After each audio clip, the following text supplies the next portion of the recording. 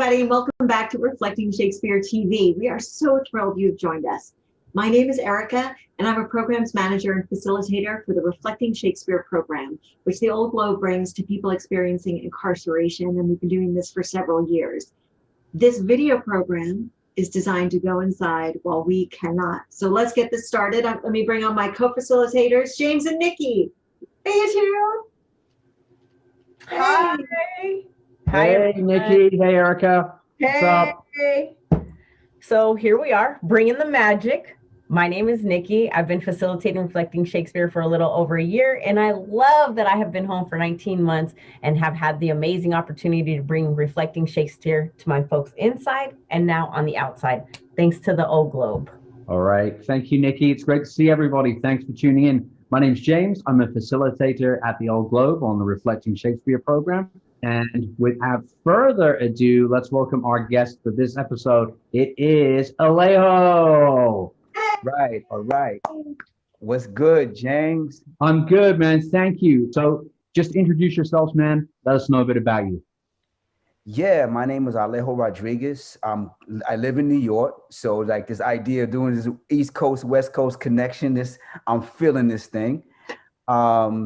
I did 32 years straight in New York City, or actually New York State. I live in New York City, and I've been home for 3 years now. Just got off of parole like 3 months ago. So like this is the first time ever in my life that I'm off of any kind of institutional supervision. So like I'm just stepping up into something new that I never experienced before. So yeah, and just been involved with a lot of different ways, even on the inside.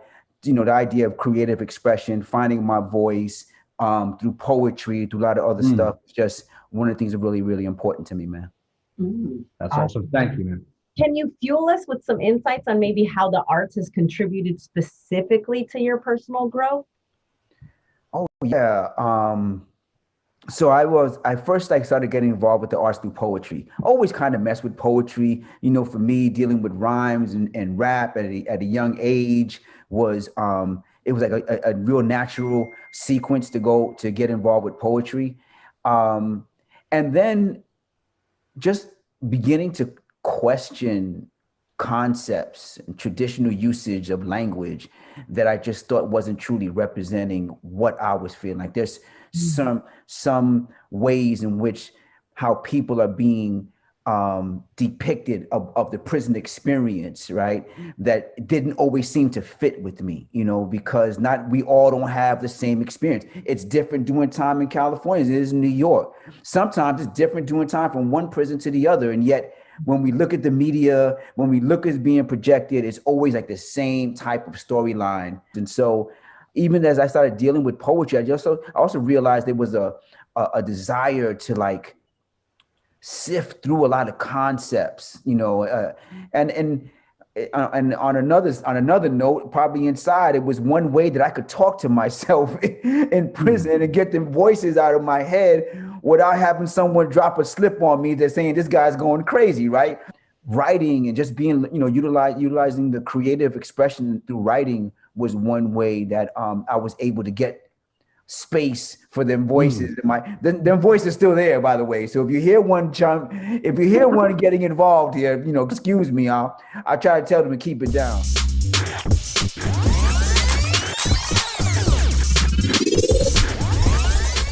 All right, so let's get started with our check-ins, our lows and our highs, sharing a low point from the week and a high one. Nikki, want to get started? Sure, I'll get us going. So my low for the week is that COVID is still rampant. It's still taking over. It has us in a horrible state right now, and people are really suffering. So that's just kind of heartbreaking, and we're back on purple tiers. So who knows what's getting ready to happen. My high is that I got notified that one of my girls inside, one of my closest friends, dearest friends, was an LWOP. She was commuted her sentence. And now she is getting ready to go to board and found out her board date this week. So I'm super excited for her. I know that she's getting ready to come home when she goes to board. I know she's going to be found suitable. So I am just dancing in my soul for her right now. Yes. James? Nice. I have to piggyback on your low, Nikki. The numbers here locally are really, really spiking. I think the highest numbers they've been since like April, I think. So I think as it's winter, it's going to be a rough time for a few months for a lot of people. My high has been being able to keep working, have these classes up and running in a bunch of contexts. We have a class that just started off in one of the juvenile detention facilities where we have a group of students we're working with there remotely via Zoom, and that's going really great. So I'm just grateful to still be working. That's my high. Alejo, over to you, man. Yeah, so my my low for the week, you guys kind of touched on it, just dealing with the news and hearing all that's going on, gets really, really depressing. And, just trying to find a way to still manage. Sometimes we don't know how, right? We don't know what to expect. My high for the week is that one of my brothers from up top that I did time with, he just came home after doing 29 years. I was with him the other day. In fact, he had helped me move. And even though I got a new apartment, being with him was amazing. And we pretty much grew up in prison together. So it was just really good to see him home. All right. My low for the week, I'll just say ditto to everybody else. And my high for the week is that I got in touch with a really old friend of mine from back in high school about a song that's been going through my head. And we're starting a musical collaboration. I'm really excited to get in touch with an old friend and to be making music. And for everybody out there, what are your lows and highs for the week? We're going to ask you to journal along with us, and that's a great place to start.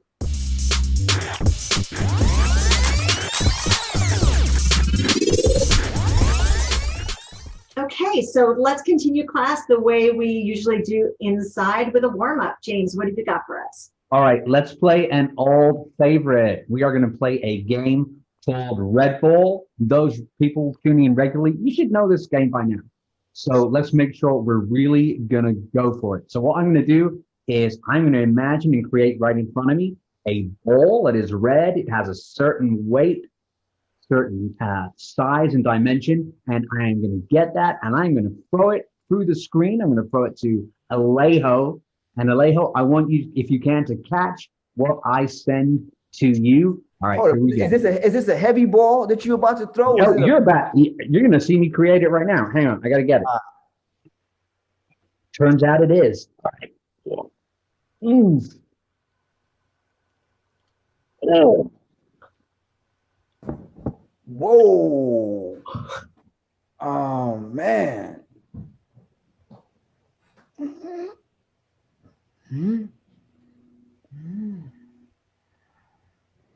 There you go. A little more easier to deal with here. Now I'm going to shape it again, put a hole in the middle. Yeah. And I'm going to now hand this ball over to Erika. It's like a donut. Yeah. Yeah. All right. Well, I'm going to, hold this. Ooh, it's kind of goopy, like taffy. Let me get it. Whoa. Oh. Oh. Okay, this is really big, Nikki. It's coming for you. Are you ready? Yes.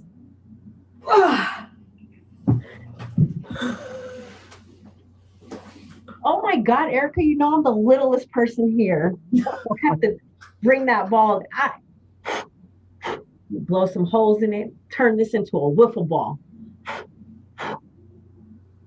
Wiffle ball! Are you ready for it though, James?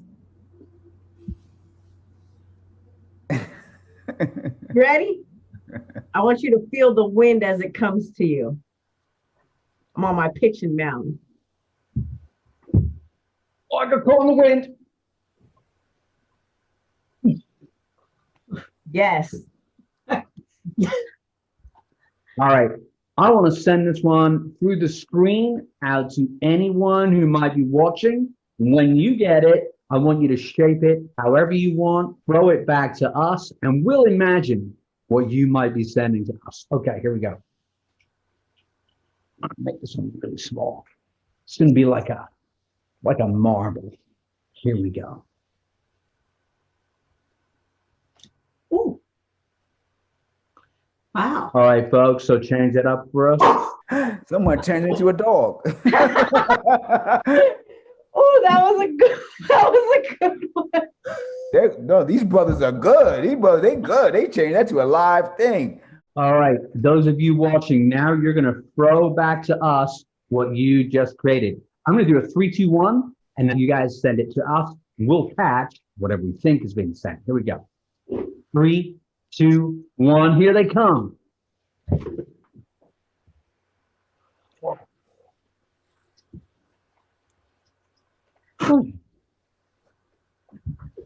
All right, beautifully played, everyone. Thank you for joining in with us. We really appreciate it. Appreciate it. Thank you. So Alejo, what like has been your experience with like warm-up games? I mean, of course, besides the humor, it kind of lightens the mood, but how it brings our attention into the room. Besides just, laughter, whatever. Because so many times we come in, especially when I was on the inside, there might be drama happening in the yard. There might be some stuff heard in the mess hall. Might have got bad mail, or just dealing with the space and time that after work. A lot of people take for granted doing in time that sometimes it's the time itself that's the greatest villain. It's not the people. Sometimes it's just you having to sit by yourself can be the greatest obstacle. And so, we end up carrying stuff around with us. And I think sometimes those icebreakers, it brings our attention right to where we're at. And it transitions you from leaving that other stuff outside the room. That's good stuff.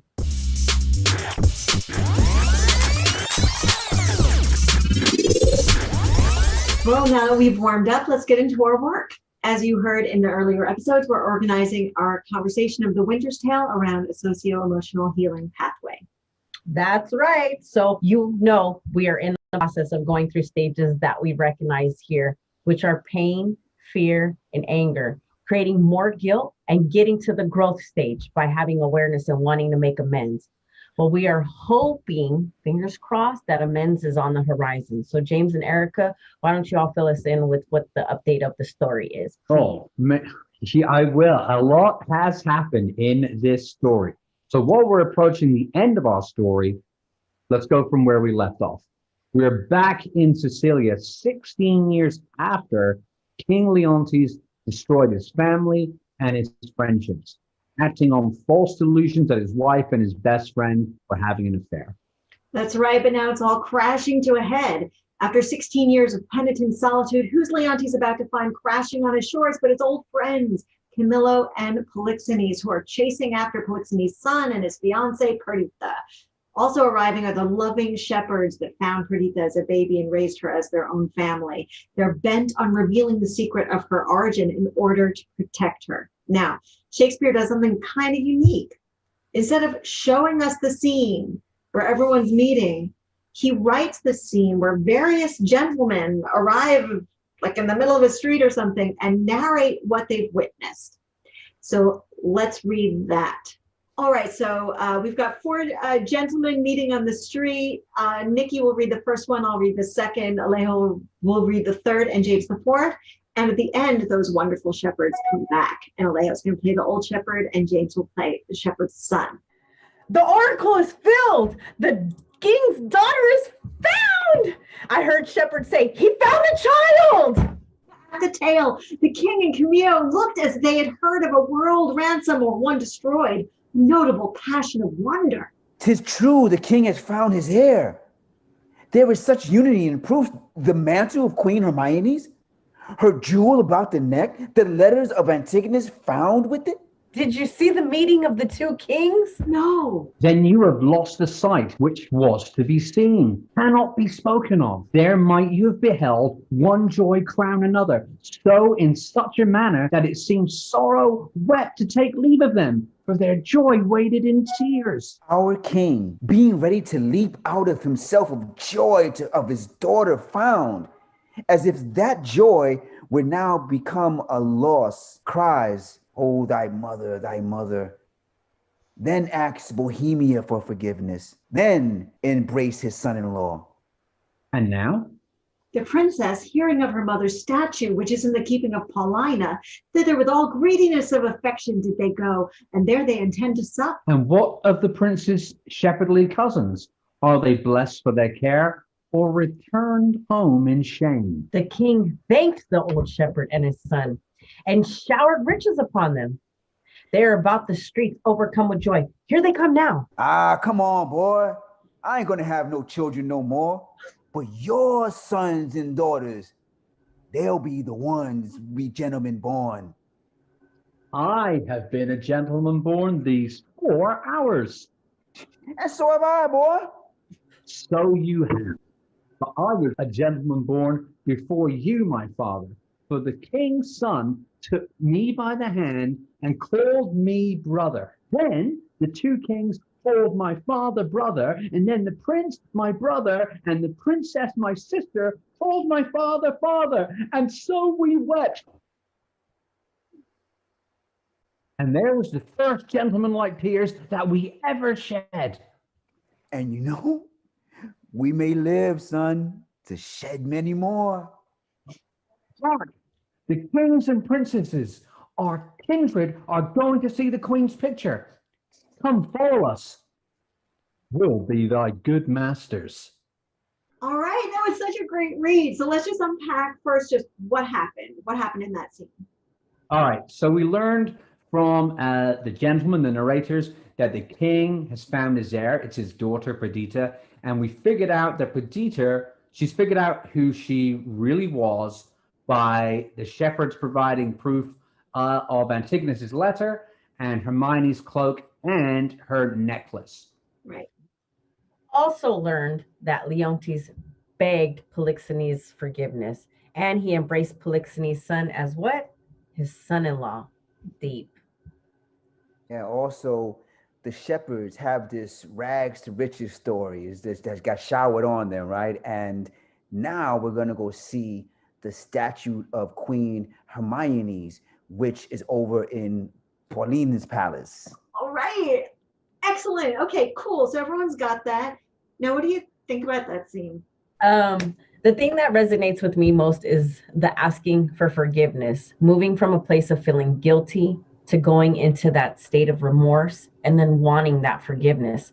At this moment, like there's so many things that are happening. He's happy for finding his daughter, but it makes him realize what he's done to the queen, right? And the harm that he inflicted on Polixenes. It is courageous to acknowledge the harm that one causes someone. And forgiveness is not an easy gift sometimes to give or even to receive. So it's definitely life altering. I feel like it just literally changes your DNA in living life when it comes to forgiveness.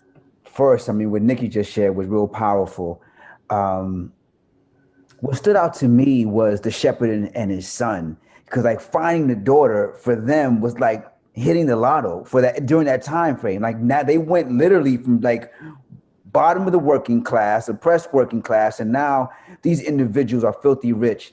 And it just reminds me how long have we as people been invested in trying to find this dream, big scheme, or hit the lotto and this big dream, almost to the point where it paralyzes us from actually living our lives.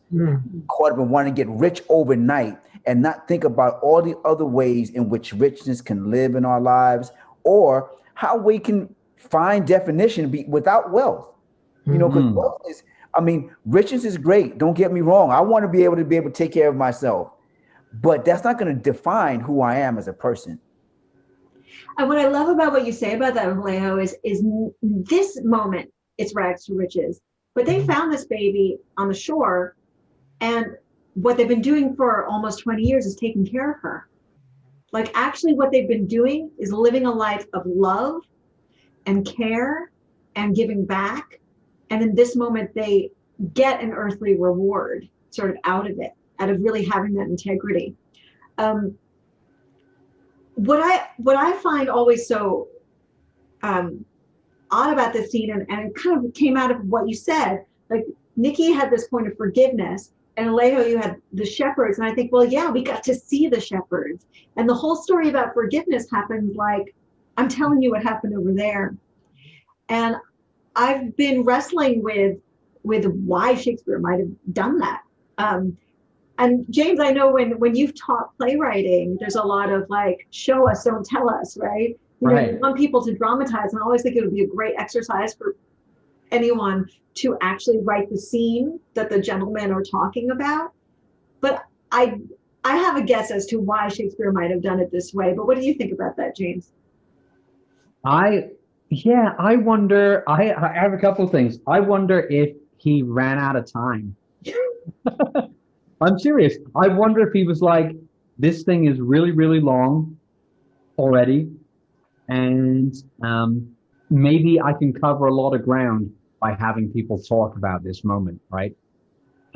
Yeah, it's a really strange. So I can't think of another real example where he really does this, because he famously just has these scenes where people really get into it, and this is the one occasion where that doesn't happen, right? And it's curious. It's curious. One of those things I'd like to be like, boy, Billy Shakespeare, why didn't you write that scene? You must have got a reason, right? Well, when I was talking with Nikki about the depth of the forgiveness that they're talking about, we started to wonder if we didn't see it because actually what happens next would be anticlimactic if we actually saw this forgiveness. And I don't want to give away what's going to happen next, but it's going to be good. So maybe we'll have to think about that afterwards.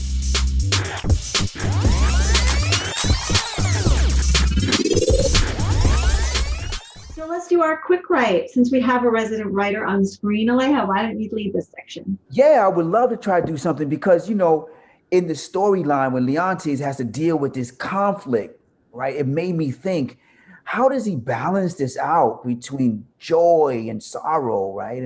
And so would love to have like a writing exercise where individuals are balancing out two different type of emotions. You know, I always found it kind of like fun to look at two things and seeing when they clash, what happened. So I guess I would like to see how individuals feel about what if they wrote about two emotions, let's say anger, frustration, anger and happiness, right? Or happiness and depression.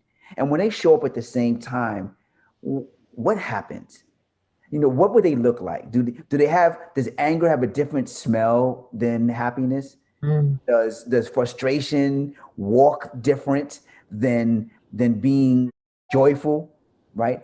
And yeah, and just describe it. Just describe these two different emotional, give it bodies, give it shape, give it an accent, whatever. And when they meet each other, what does that look like? Would love to see what comes out of that. Okay, so now we are at the last scene of the play. All the characters arrive at Paulina's to see the new statue of Hermione. And everybody's there, but we've reduced it to 4 parts in our mini edition here, and I'm about to do 5. I think I've got to do 2. So Alejo, will you read Leontes? And Nikki, will you read Paulina? And James, can you read Polixenes? And I'll play Perdita. And there's so much attention on the statue that I'm also going to try to pop on some magic here and maybe be up here twice, and I'll be the statue of Hermione as well. All right, here we go. Paulina, we came to see the statue of our queen. As she lived peerless, so her dead likeness, I do well believe, excel whatever yet you looked upon. Here it is, behold, and say 'tis well. Chide me, dear stone, that I may say indeed thou art Hermione. But yet, Paulina, Hermione was not so much wrinkled, nothing so aged as this seems. Oh, not by much. So much the more our carver's excellence, which lets go by some 16 years and makes her as she lives now. I am ashamed. Does not the stone rebuke me for being more stone than it? Please give me leave that I kneel and then implore her blessing. Lady, dear queen, that ended when I but began, give me that hand of yours to kiss. Oh, patience, patience. The statue is but newly fixed. The color's not dry. My lord, you weep. My lord, if I thought the sight of this poor image would thus have wrought you, I'd not have showed it. Do not draw the curtain. See, my lord, would you not deem it breathe, and that those veins did verily bear blood? Masterly done. The very life seems warm upon her lip. I'll draw the curtain. Oh, sweet Paulina, let alone. I am sorry, sir. I have thus far stirred you, but I could afflict you further. Do, Paulina, for this affliction has a taste as sweet as any cordial comfort. I will kiss her. Good, my lord, forbear. The ruddiness upon her lip is wet with oily paint. Shall I draw the curtain? No. So long could I stand by a looker on. Resolve you for more amazement? If you can behold it, I'll make the statue move indeed. It is required you do awake your faith. Proceed. Then all stand still. Music, awake her! Strike! Be stone no more. Approach. Start not. Do not shun her, for then you kill her double, nay, present her hand. Oh, she's warm. Kneel and pray your mother's blessing. Turn, good lady. Our Perdita is found. You gods, you from your sacred vials pour your graces upon my daughter's head. Go together, you precious winners all. Your exaltation partake to everyone. Let's from this place, and we may leisurely, each one discover our parts performed in this wide gap of time since first we were dissevered. Hurrah! All right. So that is the end of our story. What is everyone thinking? What's standing out to you? Well, I think the thing that stands out for me, because I think this is huge.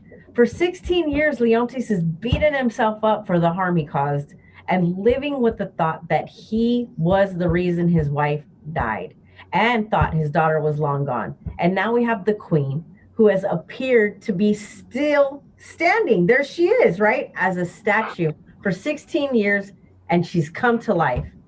It makes me think of like the hurt that we can cause and can leave somebody just stuck, just standing in that pain. And then they have that in them. But when we are on the path of amends and forgiveness, it ignites life. Like that's how I see that. It ignited life in her because of his transformation. Leontes' transformation ignited life in her. That's how I seen that. Healing. Awesome. Yeah, it just reminded me how often when I've had conflicts with people and never really gotten a resolve. I like the fact that Niki has really been lifting up this idea of forgiveness, but actually find a way to move beyond. It's in my mind, I would end up, even though here she's turned into a statue, that I myself would put the person in a locked state as if that person could never change, could never grow, could never have a new insight, that even if I was wronged, like in this case, Leontes wasn't wrong, but it was his interpretation of stuff. And then that's sometimes in our interpretation of a thing, we end up locking that person in. And like here they use a statute, but it's similar to locking a person in prison. Like imagine, I think about going to parole board and they keep on wanting to focus in on the nature of the crime that happened 20 years, 25, and I've moved beyond then. I've changed, but for some reason or another, they're not looking at who I am today. They're looking at that statute, if you would, right? And so there's that's happening, and it's as if for a moment, Leontes, he was able to not look at the statute, to look at the person, really look at the person, and it's that awakened him up. So in many respects, he kind of claimed it. I think this stone has made almost a stone that I have become more of a stone than the stone of the statue. So it when we don't do like the forgiveness that Niki was touching into, it's almost like we're not even giving a chance for how to forgive ourselves. in the process, let alone forgiving somebody else. Like forgiveness is a personal thing too, to free the individual who's holding this stuff in. So yeah. I think about this scene, which I've seen a lot now, read several times, and observing how an audience responds to this moment. And so it's this moment where Leontes gets seemingly this impossible second chance, right? He gets back something that he thought he'd lost forever. And it's a chance. It's in that moment. And for me, it's like I feel like I'm getting old, because I find the end of this play, like it's incredibly moving, like this impossible moment.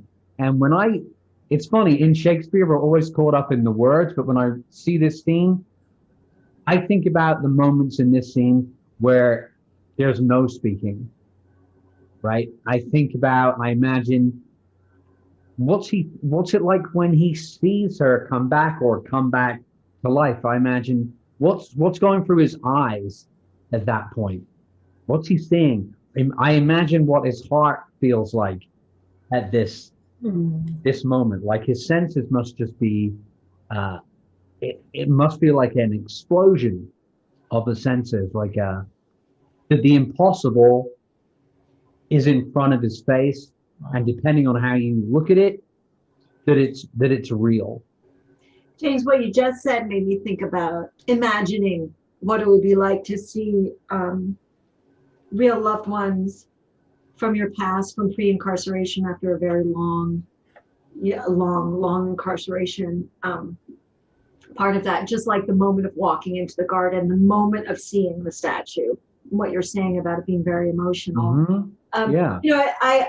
This scene is an incredible, this is a fairy tale ending after a tragedy, and it's the possibility. I think what's so lovely about it, about saying that that a fairy tale could be real. And I do think that, I'll just add a sort of a theater practitioner thing here, is that whenever I look at this play, I go, okay, how are we doing this? Is this a statue coming to life? Because Pauline has often spoken in the play about having some magical powers. Leontes refers to her as a witch in his rage. So is this a statue that Paulina truly comes to life, or is this a ruse? Hermione died off stage and Paulina reports it. Is Hermione in Paulina's house this entire 16 years with a promise that I will only come back if my heir returns, if my daughter is found? Which is what Paulina's been reporting the whole time. You won't be married until your daughter is found, and everyone assumes that that's going to be that's an impossibility. It's more of a curse. And I know people who are passionate about this is a statue that comes to life, because that is grace. This play is about grace and the possibility of grace.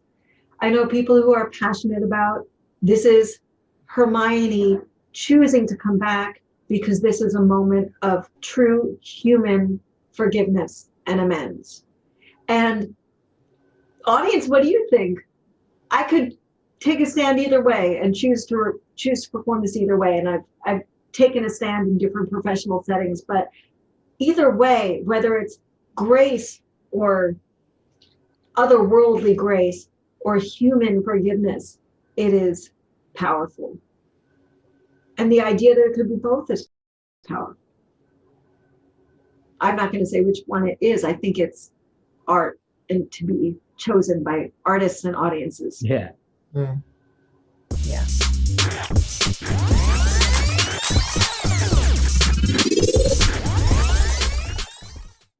Life is crazy, right? And it takes us through so many different life challenges, events, situations, and through this lifetime, and even today, we make so many choices. A lot of the times we don't realize how our choices will affect others and to what degree, right?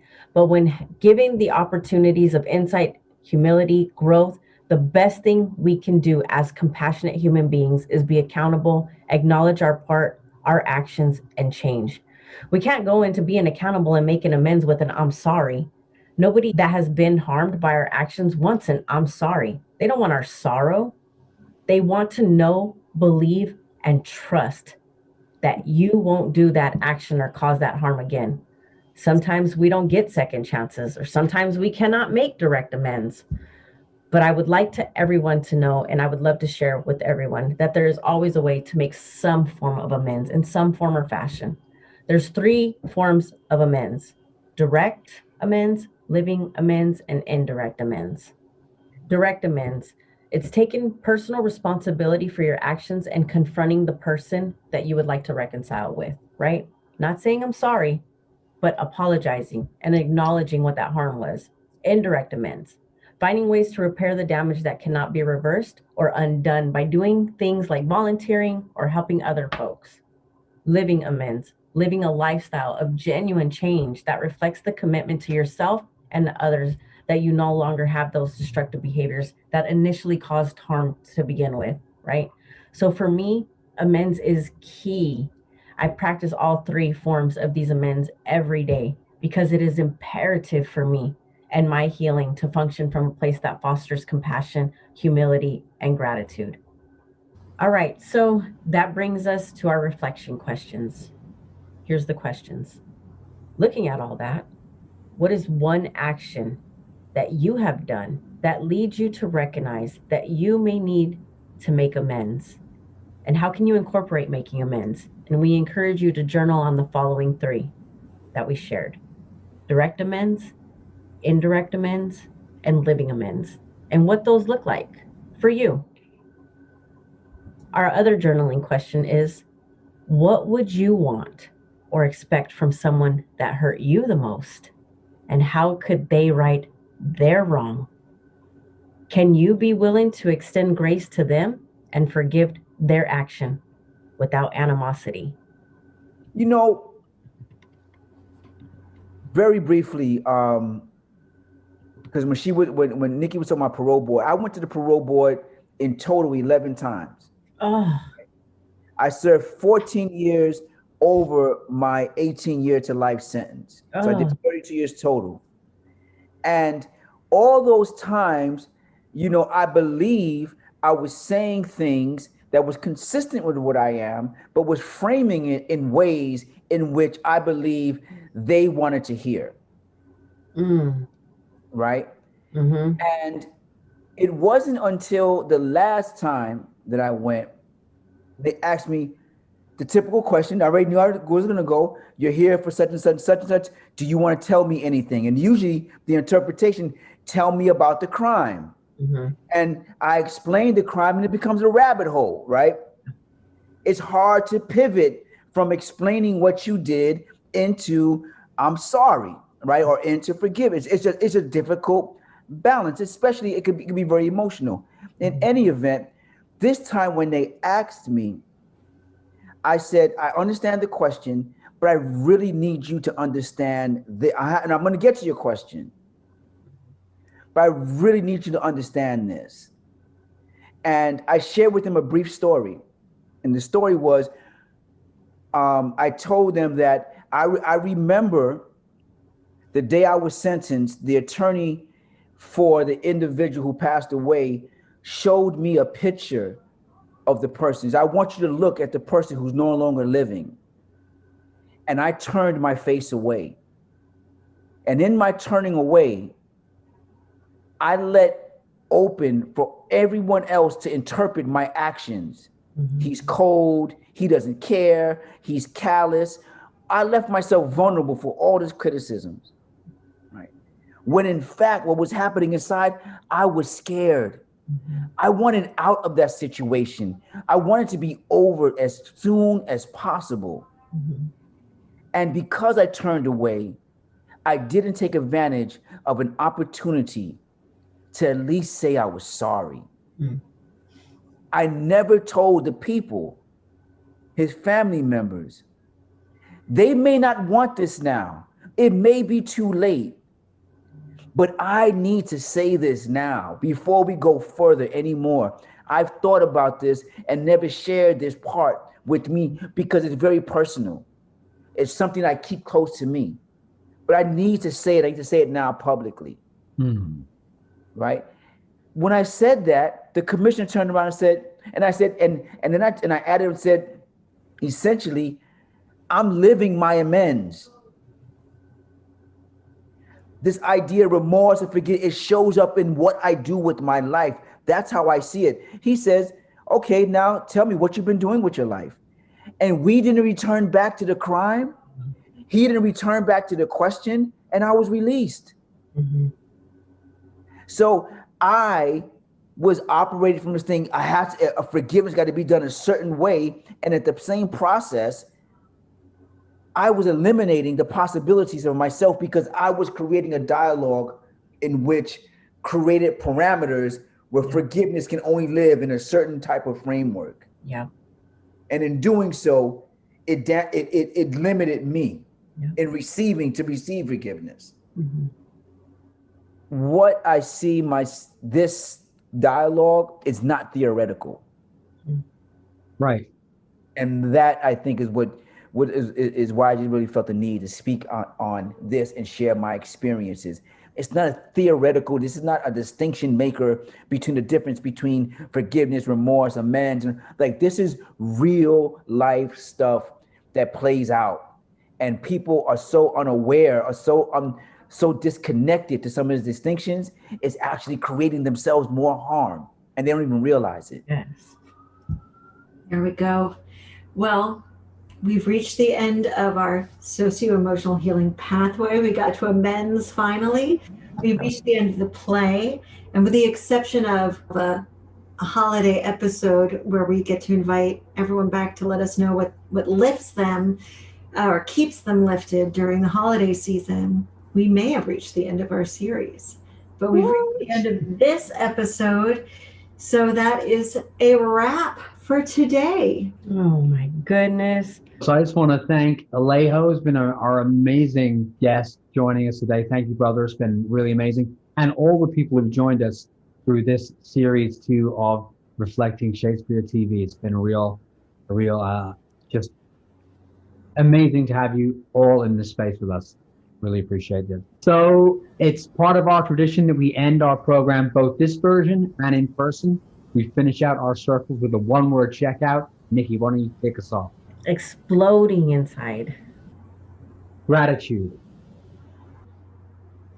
Newfoundland.